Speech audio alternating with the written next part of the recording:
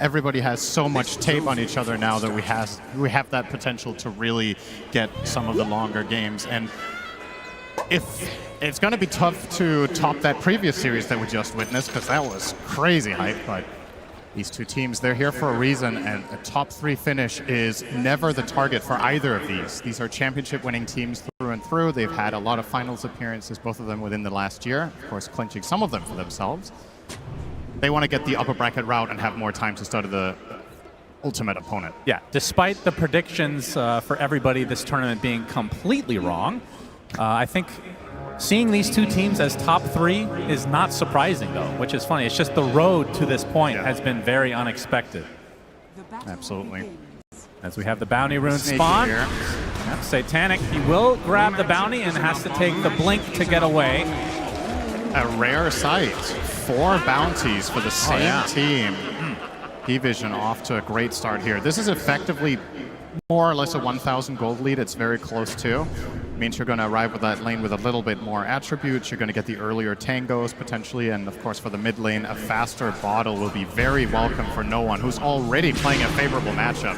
But here's your best friend. The Satyr Mind Stealer is going to make things a little bit more fair. Well, you say that. It's a 2 versus 1 then. How could he possibly match up against this? But yeah, this will be an interesting one nonetheless. We have seen the Earthshakers, I mean, literally yesterday we were talking about this. Earthshakers have gotten off to some rough starts, and it just feels like they never get back into the game, but still a very highly touted hero that we're continuing to see in basically every game.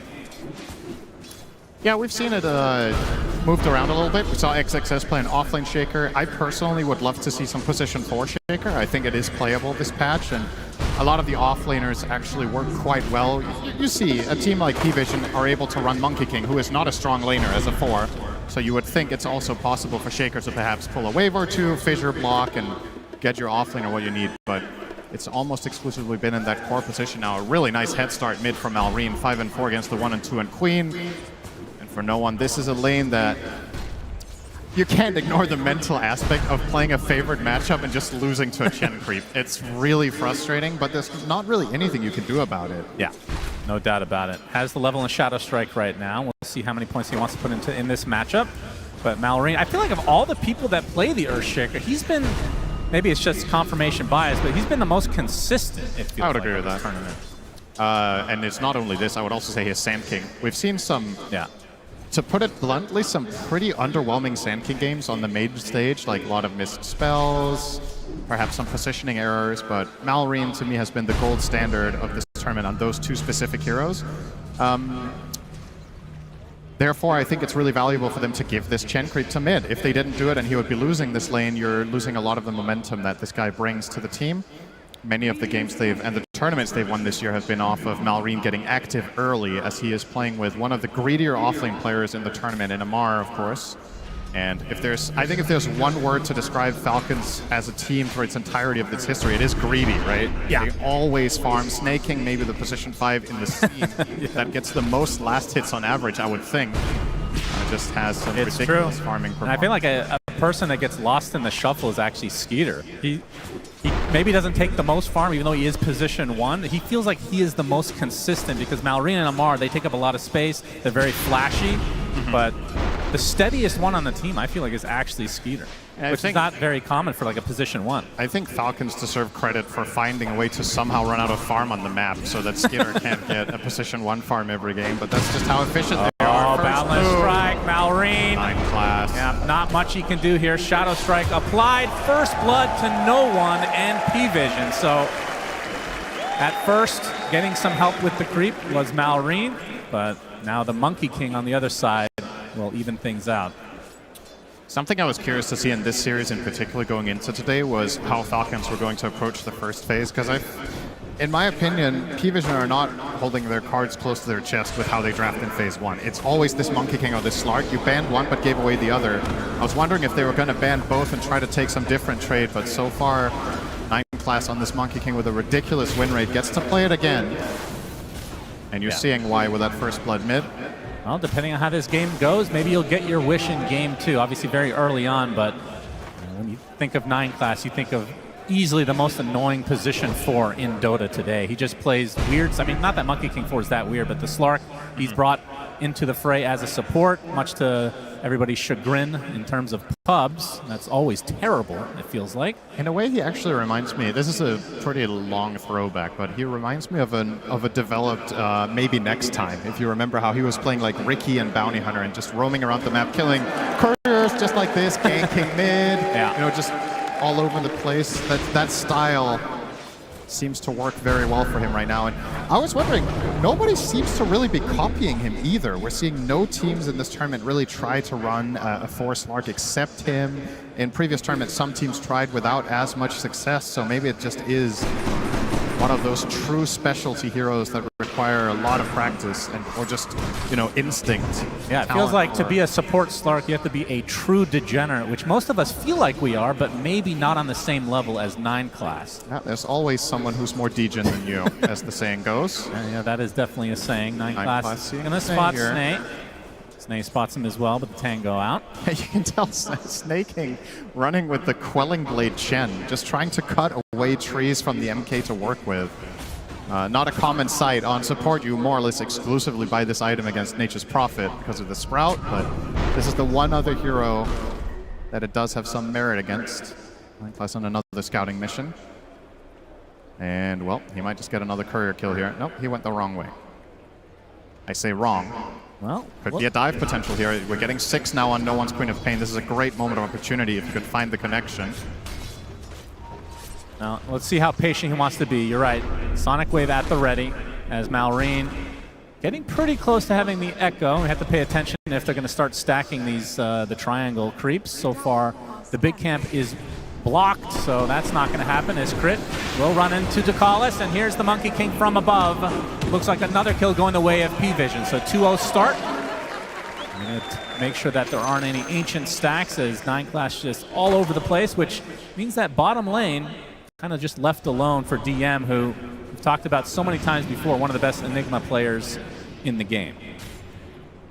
It seems like a big part of the equation for this PVISION team when they're running the Monkey King is help bottom for a couple of waves and then make sure whatever hero DM is playing can be independent for a while. Enigma, a good one for that. You get level 3. If the lane is terrible, you can always jungle.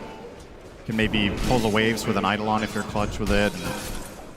I think overall, PVISION probably quite happy with the start here. But as we say that, you look across the chorus, everybody's got pretty good last hits on the side of Falcons, so I don't think they have any reason to be too concerned. Oh, a little bit of a misstep there. Might actually fail the stack. He stopped his attack animation. Ooh, yeah, that's unfortunate. Narrowly failed, not blocked, but now he might come to the conclusion that it is blocked and waste a sentry too, perhaps, if he thought he was on time there. But yeah, a little bit of a mess up.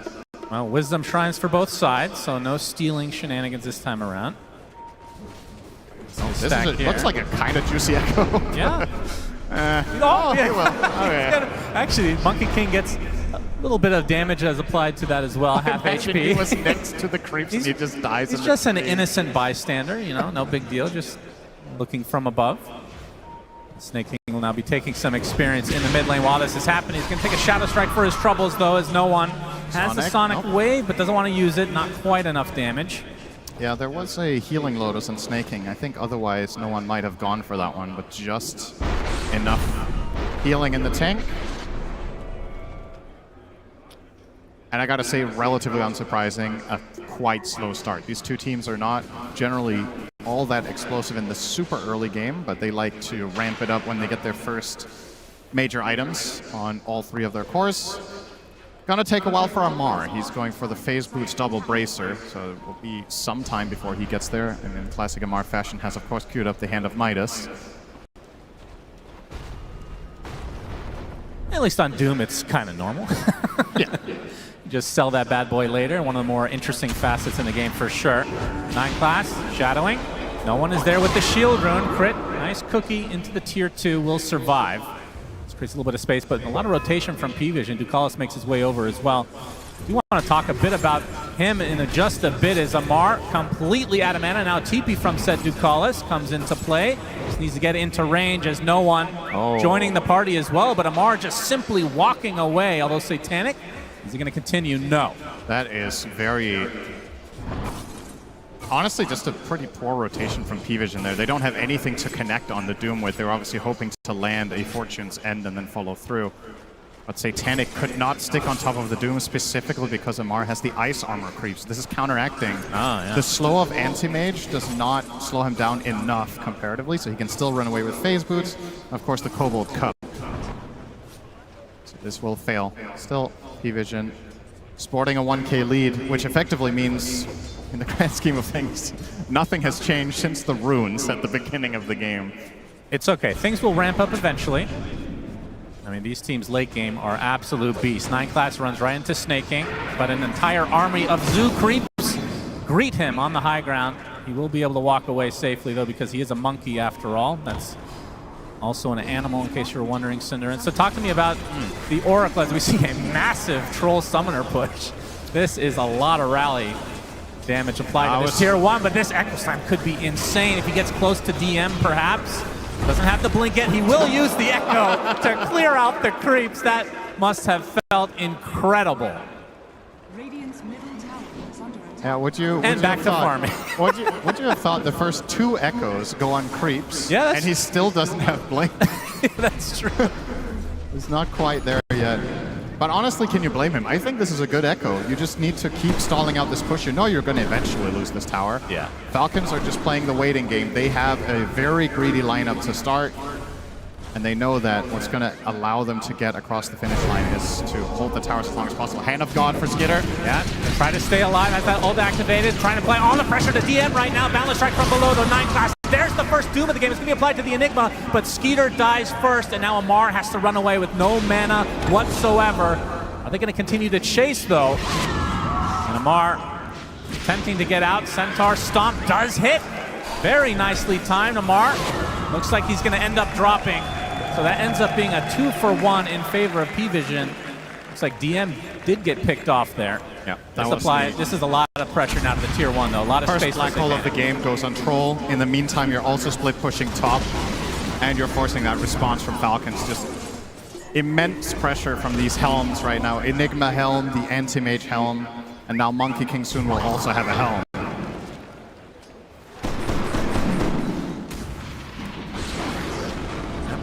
Seeing some stacks in the triangle for Mallory, and obviously no Echo for 40, but as I said, the Blink Dagger. We'll see if they opt for a smoke around that timing of the cooldown. While we have some time with more Zoo creeps in the mid lane, you want to talk about Ducalis and the Oracle pick, because it's not the most common save type hero we've been seeing in this tournament. They picked it as a response to, what did they see? They saw Snap Shaker, I think, at the time. So maybe just that overwhelming magic damage, just wanted the the Fate's Edict against it to cover. And of course, in response, Falcons did grab the Doom, which will counteract the healing.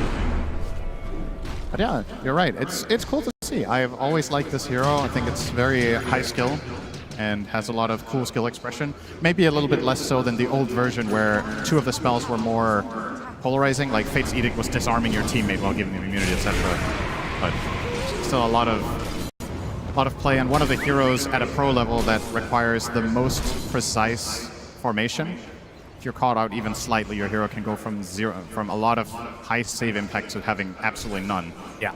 Very important that he does not get caught by, say, a Shaker this game, or get doomed. I think dooming Oracle can absolutely be worth it. Oh, Malrine finds one. He has the Echo if they need it, but there's so many stuns to work with. 9 class will be picked off without it. So that is second kill now for Falcons. That is the Blink reveal. Still Echo Slam, though, at the ready, of course. Yeah.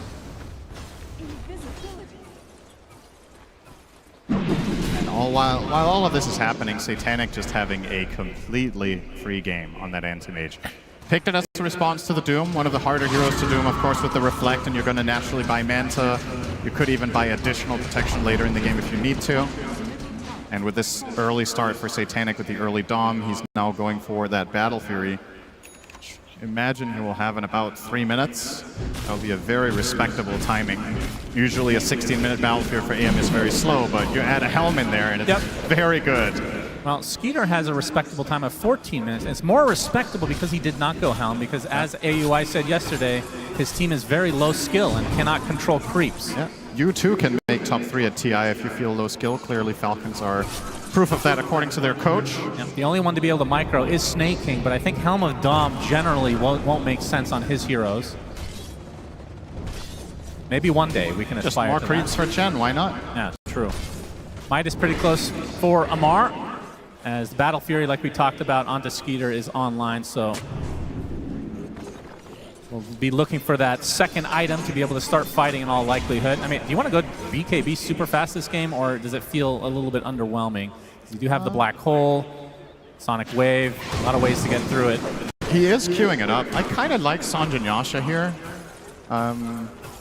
As you said, what are you really countering? Oh, Satanic, he actually blinks right into this. Malorine has everything at the ready. Amar as well. Mortimer Skitchers, there's the Echo Slam. Down goes Satanic. Wrong place, wrong time. They continue to have Doom ultimate at the ready as well. The biggest kill of the game, and like you said, they don't have to expend Doom, so he can't even feel safe when he comes back that he can just free farm for a while. With Echo on cooldown, you're still not out of the woods if Amar finds you at an opportune moment from the high ground. They're going to try to turn this into some tower pressure up top, but PVISION are in pretty good position with some of their heroes. And now Amar on the receiving end, perhaps. Yep, DM shows up to the party. They're going to get rooted now. Nice fissure. Going to block off DM, but they have so many stuns, so many slows to work with. Amar does die. 30 seconds in the base now. Looks like that's going to break things up overall. Who do you think has more Doms, between 3 heroes with Dom or Chen? I think this is a philosophical question. Yeah, that's a great question overall. Chen has 4 creeps, but they're not as strong, but he has 1 more. And he is in control of all of them himself. That's true. And he can get Shard to get Ancient, so they become even more powerful. Midas. A rare sight these days, because everybody who usually buys Midas buys Helm. It's true. 9 class, hounding crit. Wukong's command is there. No one with the blink. This will be an easy pickoff for PVISION. Trying to get control of this area for the eventual Tormentor, but that's in 4 minutes. Through the gate they go to maybe try to bait Satanic, although he goes into the triangle, so looking for a lowly Skeeter. Yeah, he's going to be a tricky kill, though. They don't have much to kill him with except the Black Hole, which is part of the reason Troll is such a good pick this game. You're going to try to rotate on him. You may need to probably bring 3 or 4 heroes to make it happen, unless Black Hole is one of the abilities. And even then, there's still Hand of God. Gonna see the tree. At half HP is the Monkey King. Ducalis in the area, though. That's going to force Malorine back. That's still a lot of information, though. And there's the battlefield that you talked about with the Helm for Satanic. 17 minutes. And that was after his death, so he would have maybe got it at like 15 and a half. Still looking very healthy. He's going to get stuck with the Echo Slam and the Mortimer's Kisses. This isn't enough damage, though. Satanic getting stunned, but it's going to be close. Blinks out to safety, just barely survives. Zeus ult! Well, probably would have been enough either. Close call, but the 4 points in counterspell necessary there. If he had gone for a 4-4-2 build, he dies in that situation. That's probably what most players in his shoes would have done. But just recognizing how much of a magic damage threat there is on him. Wow, this is quite the Roche attempt. Yeah, they lose Echo Slam. They're like, hey, let's Roche. No big deal. Amar, no one in the area. DM as well. They're going to try to hound him. Prevent that Black Hole coming, but Amar with the Doom upon the Quap. He's in a lot of trouble now, trying to walk it up. They're going to try to get the Roach first, as Skeeter continuing to pound into him. There's the first Black Hole of the game onto the Earthshaker, but they do get the Aegis onto Skeeter. Malorine falls for this. Sonic Wave, can PVISION try to take advantage of this timing. Boundless Strike on the Snake and gets slowed as well.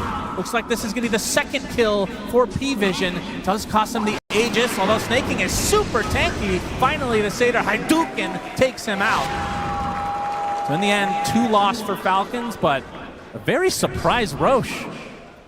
Yeah, considering they had spent those abilities on AM without killing him, the confidence to go there, I kind of like it still, and it did somewhat work out. I don't really know who you want to say came out on top there, because the Shaker kill is big, and most of the time I would favor the team getting the Aegis for that 2-hero trade. It's just a matter of, can Falcons actually even use it this game? I think it's going to be difficult. You're playing against a lineup that is a really big part of why PVISION has done so well in this tournament. They're extremely good at constantly constantly pushing out these waves, and it's not a surprise that they've run these triple helms this game. They're just going to keep the pressure up, making it that much harder to get that 5-man group up for that Aegis push with Chen. Probably going to just expire. Yeah, we'll see. 3.5 minutes to make it worth their effort. I mean, at the same time, they are taking away from PVISION. Not that they really have the greatest Roche taking capabilities anyway. Yeah, PVISION were not going there. That's for sure. They're not ready to take Roche at all. Now DM rocking a pipe, so even more magic protection, of course, for the AM, but this time for the entire team as well. Falcons line up right now. It is heavily magic dependent until the troll really gets there. Oh, that's some nice cleanup from Crit. The shard plus... There's only 2-point scatter blast. When that gets to 4, he's going to clean up these waves no problem. Yeah, Tier 1 being pressured now by Falcons. Will PVISION try to defend? It looks like they're going to back away and concede it with this Aegis advantage on the Falcons side. Of course, this will create more opportunity for Satanic to just continue to farm that close with that next item. This is the bigger value of the Roche, is that you are in prime position to take this Tormentor. There's nothing PVISION can do about this. And that was the bigger reward, because I think looking to push more than this would have been tough. You can see on the map, right? You get the Tormentor, but look at mid and bottom. Like, you have to start putting out fires now. 9class spending this opportunity to get some good vision out. Mid is pushing in all the way to the Tier 2, and now bot is well underway. Ducalis even getting to work with pushing as Oracle. Yeah, classic push hero. Yep. But they have their sights set on another Tier 1 perhaps here. This could work. And maybe grab themselves an additional Wisdom Shrine. No Skitter for this play, though. Yeah, no one's going to be spotted. Centaur does not stomp in time. Malorine, though, still in the cover of the smoke. It looks like PVISION have already backed away. This could be the 21-minute mark Wisdom Shrine play, though. There's no one. He got it. Inside the circle. Malorine coming in with the Echo Slam. Late Mail reflects quite a bit of it. He does take the Shrine of Wisdom, but now his TP canceled, left all alone. Was it worth it? Malorine eventually will fall, and it'll be to 9class, of course, coming in for the last second steal. It's a pretty rare sight, the Blink Echo TP. Didn't work that time. And no one's super fast on the blade now, I have to say. Skitter being pressured quite heavily here by DM, but nobody around to assist either hero. Yeah, they'd love to be able to burn this Aegis before the timer, but like you were talking about, only about a minute left on it anyway. Not gonna, in all likelihood, find a good opportunity to use it unless they force the issue pretty soon here. I'm curious to see what Ancient Snaking is gonna find with this Tormentor Shard. Now that he doesn't have to buy it, he can get them even earlier as he's working on his Vlads into pipe. I guess the ideal ones here are the Granite Golem. You're playing with pretty high HP heroes in the Doom and the Troll and Shaker. Not exceptionally high, but Doom has a lot of HP. And then, what should the second one really be? A little bit unsure about that one. So far, he's running the Prowler Aura for the lifesteal and health regen. Definitely strong. And we do get to work on it Tier 2. So I wasn't sure if Falcons were going to be able to get here. It took them 3.5 minutes. The Aegis is actually about to expire, but they do make it in time. Yep, and PVISION let them have it. Peter will take it as the Aegis about to expire, like you said, so likely will now regroup as Satanic's net worth lead just continuing to expand here, has the Manta to go along with the Battle Fury, and we'll be working on the Butterfly next. And now smoke for PVISION, knowing that this Aegis has expired. Of course, DM's Black Hole is going to be front and center of any team fight for PVISION, and likely the biggest concern for Falcons overall. Of course, don't think we mentioned it, but now that 9class has reached level 9 or higher, the 5 points in Tree Dance is going to be hopping all over with the Simian Stride, reducing the cooldown to 0. This transforms this hero into an absolute nightmare to deal with. Yeah. Hopping around, trying to break smokes. He might be. If he were to jump right now, he would break the smoke on Skitter. He's staying on the ground for some reason, which is quite unusual for Monkey Amar, King. he is spotted. The Vlad's now online for Snake King, as this battle is likely to start soon if they can run into each other. So far, like ships in the night. DM has that force staff. We've seen this a couple times now. Doesn't really feel like PVISION have any incentive to fight for the next 10 minutes. The way they've constructed their lineup, they are happy to go super late against Falcons because there's no reliable counter to the BKB Black Hole Enigma later down the line. Yeah. Anti-Mage wants to get 2 or 3 more items before he really feels comfortable fighting the Troll. Malrain gonna open it up onto the Enigma with the Mortimer gets his follow, but he has the pipe, and now they have the TPs. Falcons now on the run. Malrain looking for a good echo, but they're not giving him one. He's just getting stun locked on the sideline. Oh, but there's the Doom on Satanic, blinking it all by himself. The echo goes off as Satanic attempting to run away, but Amar's going to continue to hand him. Down the right clicks from Skeeter are enough to take out DM in turn. The Doom, there's a false promise to save the Anti-Mage for now. It looks like he will survive. In fact, close to full HP, so could rejoin the fight if they want. Amar forced to BKB, and now in full retreat mode as Satanic is leading the way. Over the high ground, Satanic still has that Mana Void at the ready. Nice boundless strike onto 2 as Falcons just scrambling to get away. But there's the big Mana Void as Skeeter completely out of mana now. 2 dead in this fight. And 3 overall for Falcons. Make it 4 as crit tumbles. So PVISION, great response overall. And the fact that Satanic lived is kind of crazy. It's just so clutch, right? He gets doomed, and that looks like a very promising setup for Falcons. They use the Troll ulti, but Skitter not quite close enough to fight him in melee form, so he starts fighting at range. And as they're about to get him in kill range, the force staff from DM, he just walks in and pushes AM to safety, gets protected by the Oracle. And as soon as that false promise goes out, the fight is lost for Falcons. You just have to try to cut your losses, but that's the thing about this Monkey King 4. How the hell do you get away? Yeah. And another potential pickoff. Snake King shows himself in his own triangle. How dare he? No one there to clean up swiftly as the Amar coming to the RTP to try to support, but no one able to blink out to safety. 9 class might be in a bit of trouble. As Amar going to get slowed, and the Boundless Strike comes up. That's not going to be enough. So it's still a support for support.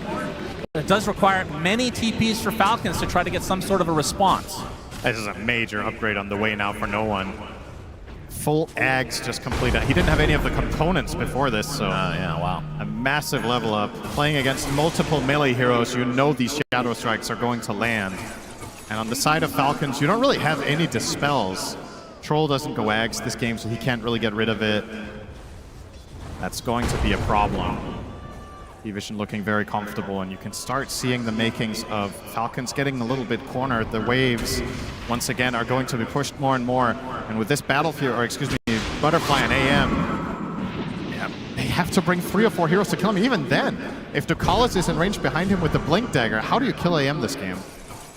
You have to have 5 items on Troll and have him be uncontested for a long time getting into that AM. I'll give them a drubbing they'll not soon forget. Yeah, Satanic going for Basher next. Into a full Abyssal, so it'll be even harder to take down with the extra HP that comes with that. And Snaking, or Skeeter rather. Looks like it will be the SNY, so the extra status resist, but does feel like he needs a +1 item on top of that to really pose a threat against Satanic. It really does feel like it's kind of up to the stun locks that the rest of the lineup have to offer, in addition to Amar's ult. Yeah, I was going to say, do you have any choice but MKB? And the answer is probably no. He is queuing it up for now. They need his damage to kill AM. It's just such a good pick this game. And when you looked at the options available to Falcons, this might have been the best last pick they had available in the Troll. Even then, still looking tough. They're going to took no one. Absolutely no damage taken by no one. He's going to be able to get away. Fate's Edict on him. Indeed. Oracle. Again, a hero we haven't been seeing too much of, but so far has worked out quite well for PVISION. And it begs the question, do you buy Nullifier on someone on Falcons to get rid of Fate's Edict? It's like, maybe Doom could. Yeah, definitely not the ideal heroes for it. None of the heroes feel good about purchasing that. Is an abomination. As there's now a pipe on the other side, so Snake King finally finds his. And as we already saw, Roche number 2 is up. Falcons were thinking about it, but after the last time, did cost them quite a bit, but they're going to try for it again. Will PVISION have an idea that this is occurring? Satanic on the other side of the map. Now they will. Yep, they will. This is a pivotal moment for Falcons. There's no way they don't get contested here, and they have to play a Yeah, they scan out, they know. spectacular fight if they want to try to do this. And yeah, well, their roshing isn't even that fast to begin with. And look at the wards on the map. Courtesy of 9 Class and Ducalis, they've got really good coverage all around. Look, they're basically cornering Falcons to like 25% of the map unwarded. No one spots Malrine. Shadow Strike applied right now. There's a BKB for DM, by the way, and I mean, to stop it, you have Doom, and that's it. Yep. Unless you get a Basher onto Troll, which even with that is going to be kind of hard to cancel a Black Hole. Doesn't sound very reliable. This feels like such a good game for DM going forward now. Even without this lead, it's going to be hard to contest. Back into the pit, Falcons. They're going to continue to get spotted, though. They have so many Helm of the Dom crews they can always just send in here for vision. This will never be a freebie, as Roche will now start his way to the other side of the pit. Summer vacation time for him as DM comes in with the Black Hole only on the one. The big Echo Slam on the 3 heroes from Malrine. Everybody's still super healthy, though. Finally, the Troll gets on the old Satanic, gets doomed to the other side. He's been able to walk his way past the fissure, though. And now there's the big throw from Roche. Enigma in a lot of trouble. Got to get away from that big bad boy as Malrine. Onto the high ground. He's going to be safe. The Satanic now no longer doomed. Wants to fight. Skeeter no longer with the ult, and we've seen this story before. They're going to have to try to run away. They get the stun lock onto no one, though. Stuck inside this area. He's in a lot of trouble, but there's the big mana fight from Satanic, taking out Malrine in turn, and now Falcons likely trying to run away. Snake King gets bashed up, gets destroyed, and now next on the list is Skeeter.